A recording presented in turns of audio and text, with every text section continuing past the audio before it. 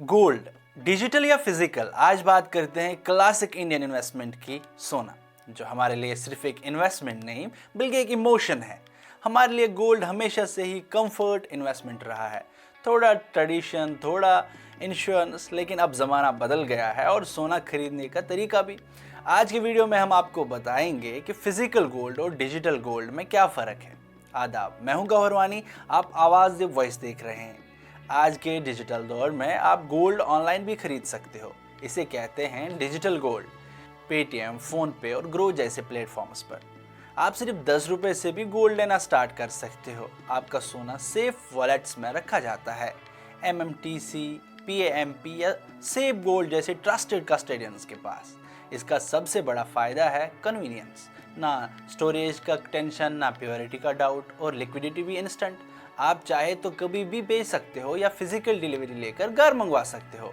लेकिन digital gold के कुछ लिमिट्स भी हैं, जैसे ज़्यादातर प्लेटफॉर्म्स पर 2 लाख तक ही खरीद सकते हो, और अभी तक ये RBI या SEBI के अंडर रेगुलेटेड नहीं है, जो लॉन्ग टर्म इन्वेस्टर्स के लिए एक कंसर्न हो सकता है।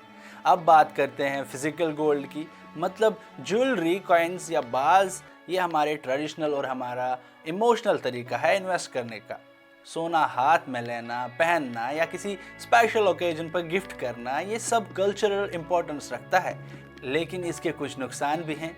ज्वेलरी में मेकिंग चार्ज लगते हैं 5-10% तक, प्योरिटी चेक करनी पड़ती है, और जब आप बेचने जाते हो तो ज्वेलरी थोड़ा वेट या डिज़ाइन के बेसिस पर कट लगता है।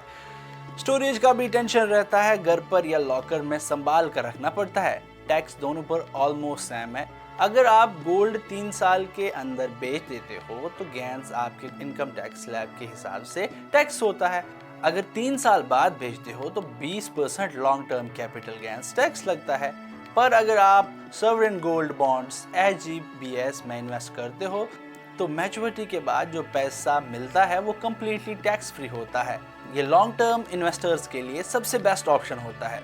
तो सिंपल बात है, अगर आपको कन्वीनियंस, फ्लेक्सिबिलिटी और इजी ट्रैकिंग चाहिए तो डिजिटल गोल्ड आपके लिए बेस्ट ऑप्शन है।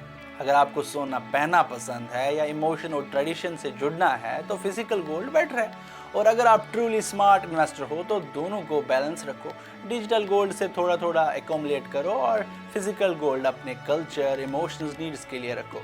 याद रखें, गोल्ड एक सेफ इन्वेस्टमेंट है, लेकिन पोर्टफोलियो का छोटा हिस्सा ही होना चाहिए। गोल्ड सिर्फ चमक नहीं, ये हमारे फाइनेंशियल सिक्योरिटी का सिंबल भी है।